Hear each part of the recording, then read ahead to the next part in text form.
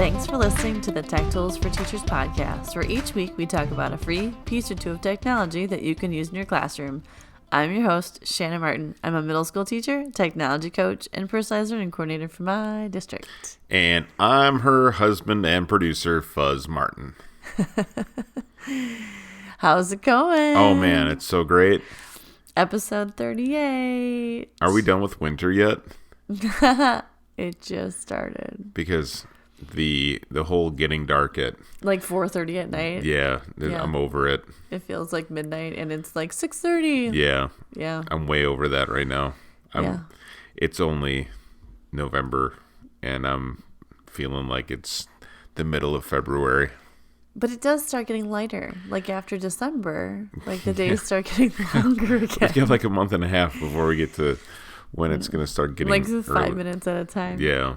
Yeah. So today, speaking of time and numbers, we're mathing. We're doing the maths. So I always say mathing. Okay. Instead of math, or like, hey, we're going to do some mathing today. Instead of like calculating things. Yep. And I've been corrected several times. Like by students or students teachers? and other staff, teachers. But then it's been embraced by people now too. Good. Well, they're like, Shanna, it's calculations, or we're calculating things. I'm like, yeah, it's mathing. You're using math. We're mathing. We're mathing. And then I've had people go, you know what? I'm totally using that now. Yeah. Because sometimes you don't need to be so formal. Calculating sounds very formal. No, it's like adulting, but with numbers. Right. We're mathing. Calculating is formal. Yeah, it's boring. It's mathing. Mathing is fun. Mathing is math-tacular. Wow. I'm going to create my own dictionary. Thank you, General Mathis. It's mathazing. A mathsing? A mathsing. All right, I'll allow it. It's just snazzy. It's schnaz. So we're talking about math because I've covered quite a few other subjects, and I have so many things when I coach staff that are so, like, they're so content specific that I like to share like my discussions I have with other teachers, and I feel hopefully that this will be helpful for other teachers and any teacher that has any sort of mathing happening in their classroom. So science teachers would benefit from this, or like various sciences, physics versus chemistry. Yeah, or even like biology. There's different things where you're constantly using We're numbers. going to just name all the science. Yes, we are. And so even in my like robotics class, we use math. So I feel while the students sometimes like say, when will I use math? I can't, like, you will use math forever. So just use your math skills. Exactly. So I have a few websites to help move along the mathing that's happening. All right. And a few of them. You have 2 + 2. I do. Equals 4. Yeah, 4 sites could work. 4 sites. Do you have any foresight to know what they are? Oh, man. I do, because I'm looking at our Trello board and I see that we're going to talk about Khan Academy, Desmos. I think it's Desmos, but it could I think be you're right. Desmos. And Plotvar. Yep. Or Plotvar. Which is like a secret one. Oh, quiet. And Engineer Girl. Yep. Which has really cool illustrations. Yes. And there's lots to go with it. Okay. So and I don't know what order you're going in, so... We're starting with Desmos. Okay. Desmos. So Desmos.com. Desmos.com. Explore math with Desmos. So there's different parts of this website, which are pretty cool. The first one is like the first section of your homepage. You have your 4 function and scientific like calculator type graphing thing, which is pretty sweet. So if you click 4 function, the little website comes up and you have your little calculator, and ta-da, it's got your little like 4 functioning calculator, which is fantastic. Then if you click a scientific, which is super cool, you also then have the scientific calculator. So when kids are like, hey, I can never find a calculator, you can be like, hey, go here. All right. So what I really want to focus on, though, well, I guess if you click in the middle, too, then you have teacher classroom activities, which is awesome. There's featured activities or collections, so like quadratic functions or modeling, but then they have things like the solar system and circles, and they have different age levels of projects. And it's kind of cool if you pick one like the solar system, test tube scientific notation, then there's like warm-ups built in, there's like pictures, there's interactive things, and you can add a class code and then students can work within it. So there's so many different choices that you can work within, play around with, find out what what you're teaching. And then there's tons of resources, which is really sweet. And it's nice that you can connect your students through it with the class code, which is always helpful. And like with all of this, there's also, you can download it on the App Store or it's in Google Play, so it's not just online, which is nice. So yeah, you can use it for like a graphing calculator. Yeah, exactly. If they need a graphing calculator on their phone, you don't have to pay $160 for the to Texas Instruments. Yeah. So there's that. As a father of a teenager, yes, feel that. Yeah, we haven't purchased hers yet. She uses her Chromebook. Good. Well, maybe she can use her iPhone apps. now. She can. Will they allow that? Yeah. I mean, in the classes, not on testing, I don't think, but like in her classroom, her teachers would allow it. Sure. So what's really super cool about this, though, is if you look above the little like calculator stuff and the teacher stuff, where it says start graphing, so there's a giant red button that says start graphing. Yeah. And graph paper comes up, which is fantastic. But if you click the little plus button in the left-hand corner, you can do expressions, you can do note, you can do tables.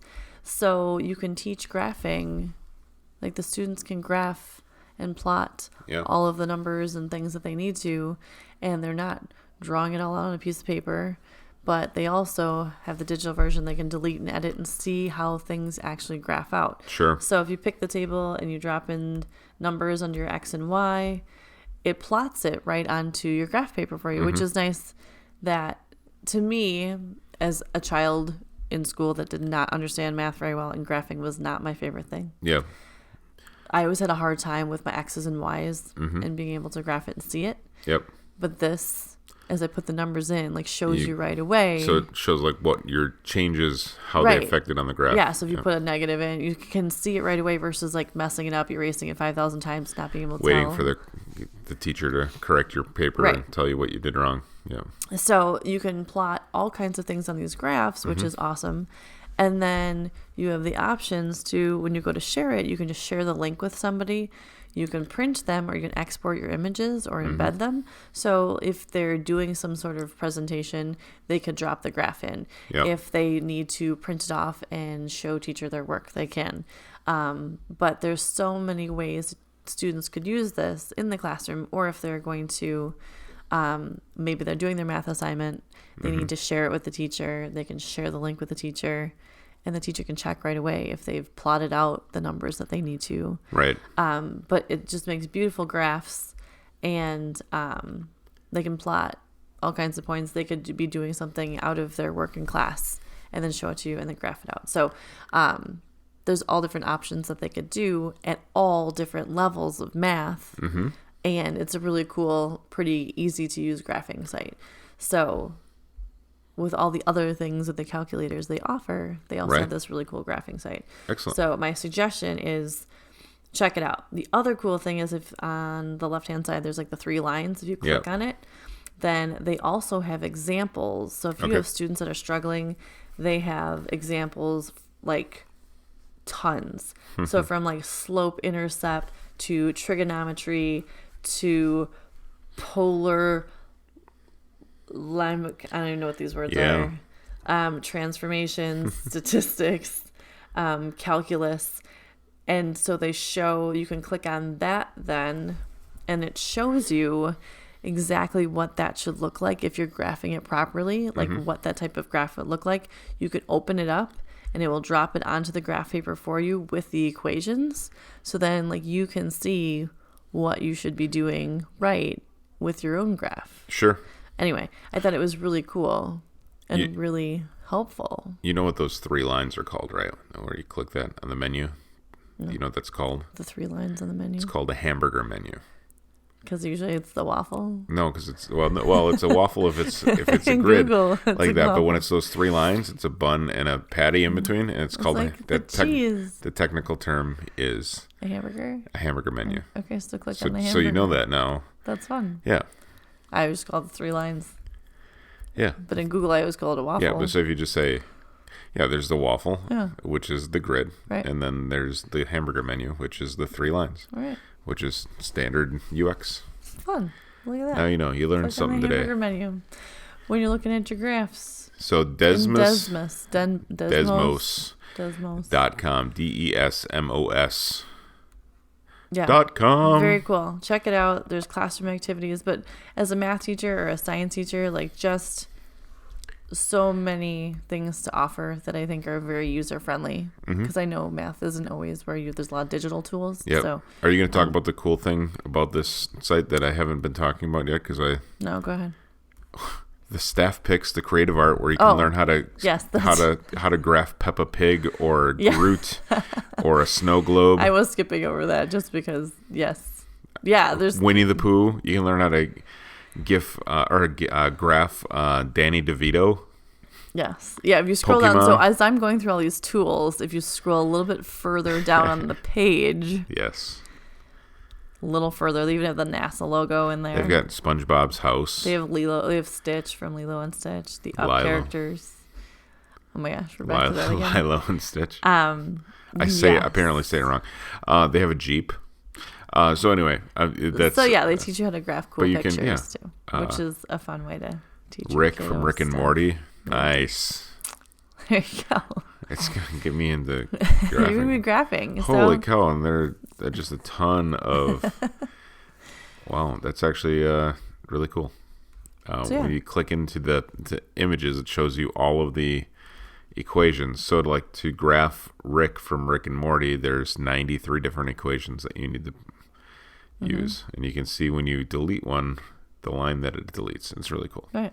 Same with Princess Peach. Yeah. You can you can dress up. So Princess Peach. Desmos.com. Yes. Spend some time with it. Yeah. Show it to your fun. kids. It's a very cool site.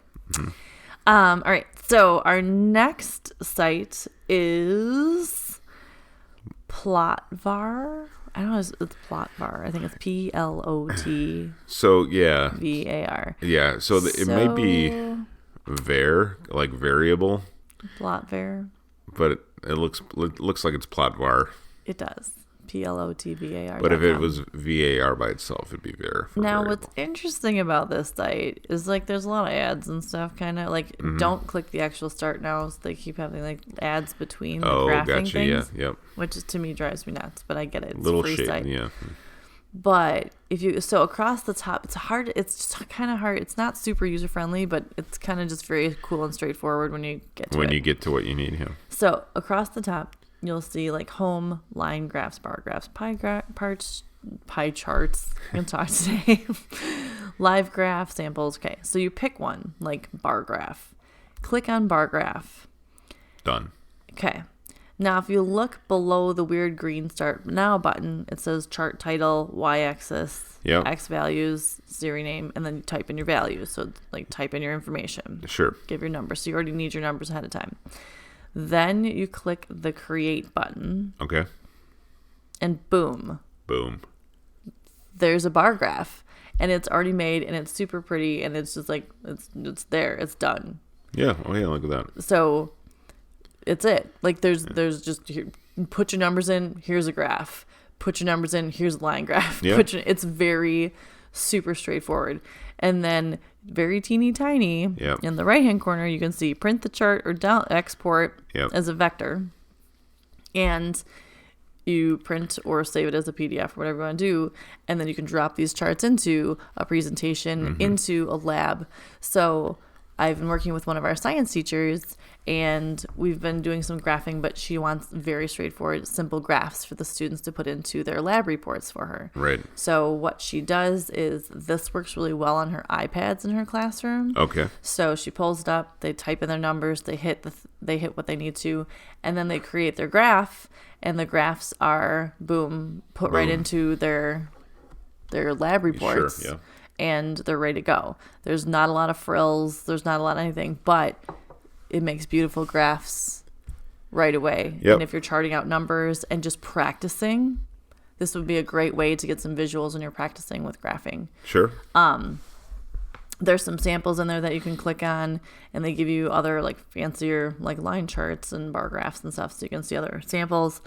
But what I think is interesting about this site is that it's connected to, if you click on a graph, so I'm going to click back on a bar graph here. It's connected to highcharts.com, which is a paid site. Oh, gotcha. So this is like the trial, kind of? Yeah, I mean, so it looks like HighCharts is what powers that graph. Yes. And so HighCharts would be if you were building a website and wanted a JavaScript graphing module, this is what you would use to make the graphs. Yeah, but if you actually go to HighCharts, it's all like so sign up, pay for stuff. Yeah, but that would be like if you wanted to sign up and pay for it to install it on your website. So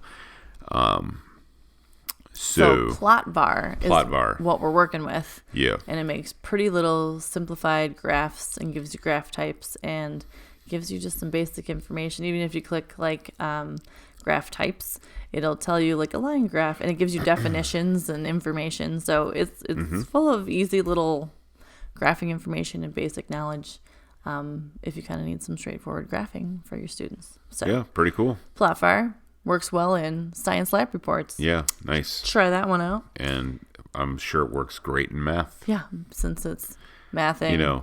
Since we're mathing. Doing the math. Because you do math in so many different ways. I just can't even. All of the math. My students took a tour, their college Yes. tour. They did like a college tour. Kind of. We took the 8th graders on a tour. And we went to the tech school and the 2-year school and the 4-year school. And it's amazing how everyone's like, you need math. There's so many things you need math in. And we're always like telling the kids, like, you need so much math. And then they're always like, when am I ever going to use this? And we're like, numbers all of the time. Yeah. So I was really trying to incorporate that as much as possible. Like, just okay at numbers when I was a kid. But now I use numbers. Like, I'm creating estimates and even stuff like that. Even the creatives use Oh numbers. yeah, all the time. And even I mean, even if you're a designer and you're having to know like print gutters and all, like margins and all that stuff. Totally. You totally have to know numbers. So I was talking to our math teacher. Yeah. One of our math teachers. We have several of them. And do you do the math? Are you mathing? Are you mathing? Mathing. And so he's the one that gives me, Yes. He harasses me about using the word mathing. It's fine. So I asked, because I'm always throwing new websites. I'm like, hey, you're going to be making infographics in math this week. And he's like, sure. I'm like, we're going to do probability. We're doing all these fun things with it. Sure. So I asked, I was like, what is your favorite math site? And of course, he's like, it's really boring, but it's amazing because if you're not using Khan Academy, I feel like everyone's using Khan Academy because it has so much to offer. But if you haven't used it in a while, or you're like, I don't know, everyone's using Khan Academy, it has got to be one of the best free resources out there. And they have lots of content. It's not just math. Like, I use it sometimes in social studies class. Sure. But like when you click on courses, when you can cover math from preschool through like high school, adults, science and engineering, statistics, AP statistics, AP calc, pre-calc, trig, it helps you test prep for the SATs, the MCATs. Like, there's so much information here that it's such a great resource. So a lot of our teachers use it as like the videos as a resource for students for additional help after school or if they're absent. Some of them have it set up where they do assign like weekly reviews or weekly assignments online. Right. Because we've also noticed that math, while kids do it a lot on paper, when it comes to standardized tests that are online, they don't do so much math online. Okay. So they have to learn to be able to write it on paper and transfer their thoughts onto the computer. Sure, yeah. Which is like a skill. So Khan Academy is still the favorite of everyone that I talk to, just with the amount of resources.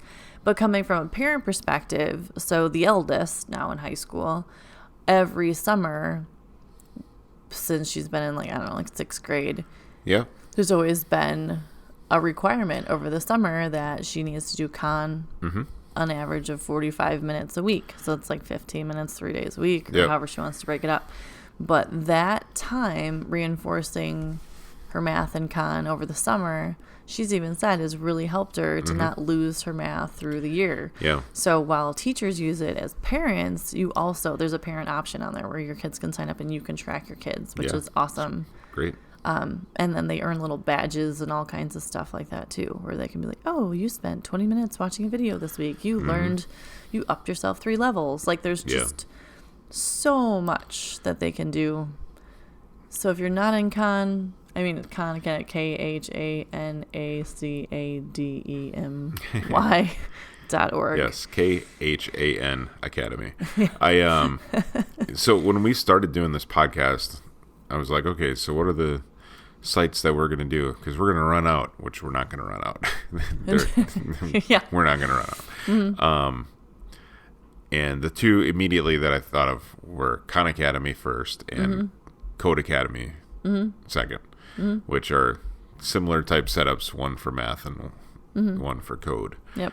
Khan Academy is supported by the Bill and Melinda Gates Foundation and a bunch of those big, like Bank of America, that they're all making this. Right. Like they know that they need numbers people to help their businesses when they we need to feed the younger kids so that we're growing a crop of smart mathy people that can run businesses, smart mathers design and engineering, which we'll get into, and just knowing how numbers work and how to read numbers and there's so many things. So Khan Academy, if you haven't played around with it or you've just used it as a teacher as a resource, because I know I've used the videos as resources sometimes too, please expose your students to it. You can sign up as a class and have student rosters where you can assign stuff to kids or track things. It's kind of nice for smaller group math, that if you have kids at different levels that you can track and see where they're at, or if you want kids to like push them a little bit. So Khan Academy, if you're not using it, definitely use it. Check it out. See all the cool resources it has to offer. One more thing. Yeah. They have this site in like 30 different languages. Yeah. So if you're teaching students with of different languages, this is also a like English language learners. Yeah, really good site for them. And also for those kids that are, if you've got like Spanish 4 kids, have them do their math in Spanish. Oh, yeah, good call. Yeah, it's a great way to do immersion learning as well. Yes, and also really cool website design that I really enjoy. So. And there's a cute logo. Yeah. So, all right, that's Khan Academy. Khan Academy. Cool. So, when we have all these math things going on, I feel like you have to also talk about sites that will push kids into careers in math. So, engineergirl.org. Yeah. It's one of my favorite sites.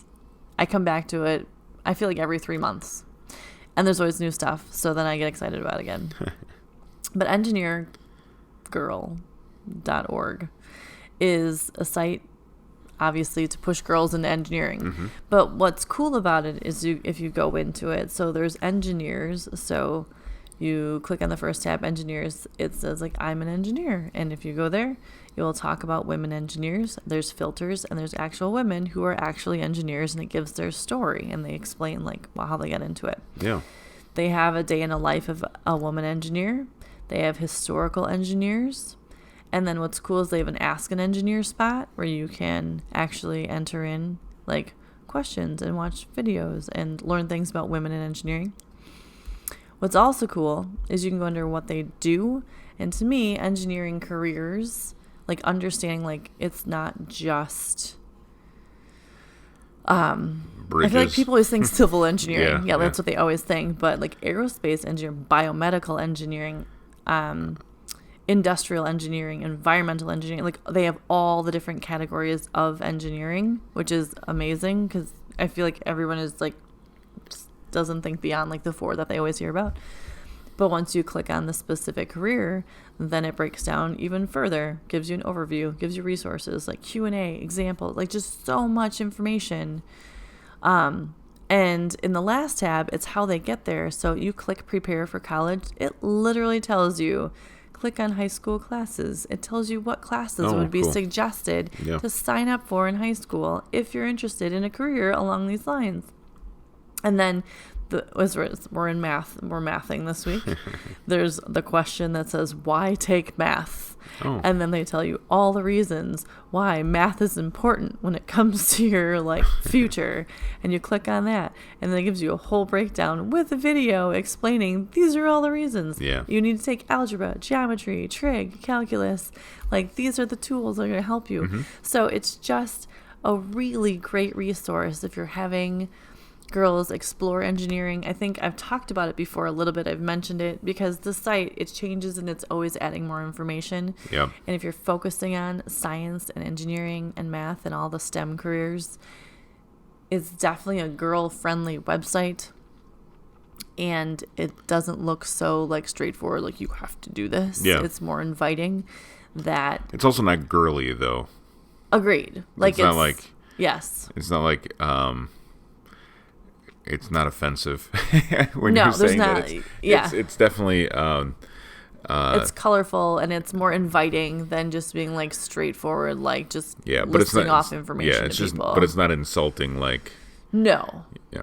There's rocket ships and flowers. Clouds and technology and atoms and stuff. But it's cool. It's really nice design and looks easy to follow along and click on that. So do students come here and just read up and kind of? Well, there's a few different ways. One of our science teachers, she sets up the kids with a project where they get to choose any scientist in the world and then do a project about them and investigate and research them and learn more about that. So some of the girls come here to research that. Yeah. So the actual people. We also do a lot of careers research. As the 8th graders are moving forward into high school, what classes to take for their future. So we do a lot of talking about investigating careers, and we send them off and we give them certain resources, and this is one of them to investigate careers. So it can be for career purposes. It can be learning specific things about engineering and about people and scientists. So it's a great resource for a lot of different avenues for students to kind of learn about engineering and science and math. Sure. Which is nice. And again, very user-friendly and just tons of information that's easy to get to. It's not pages and pages. It's very user-friendly, which is cool. So yeah, that's excellent. I think it's a great resource. So check out engineergirl.org if you have not. By the way, if you have some potential female engineering students, there is a writing contest. And it has elementary school, so 3 to 5, grades 3 to 5, middle school and high school. And the contest is open as of when we are doing this podcast through February 1st, 2020. So November through February. Yeah, and first place winner gets $500, second place $250, and third place $100 for each of the categories. So cool. And it gives you all the breakdowns of... and they give you a synopsis. So tell a story about a person learning to live on a new world while traveling through space. And then each age group has a little different submission requirements. So very cool. Which is pretty neat. So yeah, check it out. Engineergirl.org. Yeah. Expose your students to it. Love it. It's great. It's super useful. So mathing, we've mathed today. We've done calculations. We have 0 sites left to tell, which means that we've... For today. I was saying, we got a really long list for the of show, stuff. yeah. And I even have more math sites. So it's I'll only talk about 3 plus my engineering one because there's just so many and you can only try out so many things a week, right? And we could talk about Khan Academy for hours. For hours. Do a Khan Academy podcast. We could. But we're not going to. Because you could just go check it out and explore it. Yeah. And then tell us what you love about it. That's right. I always love to hear feedback about how things are happening in everyone else's classrooms. Cool. Well, thanks for tuning in. This has been the Tech Tools for Teachers podcast. If you ever have any questions, you can find me on Twitter at SmartNWI And if you want to get more information on the links to the technology discussed in the episode, you can visit smartnwi.com, that fabulous EdTech directory, and share it with all of your staff members. Do it. New episodes each week. Thanks for listening. Go educate and innovate. The ideas and opinions expressed in this podcast and the Smart NWI website are those of the author, Shanna Martin, and not of her employer. Prior to using any of the technologies discussed on the podcast, please consult with your employer regulations. This podcast offers no guarantee that the tools we talked about will work for you as described, but we hope they do. And we will talk to you again soon on the Tech Tools for Teachers podcast. Bye. See you.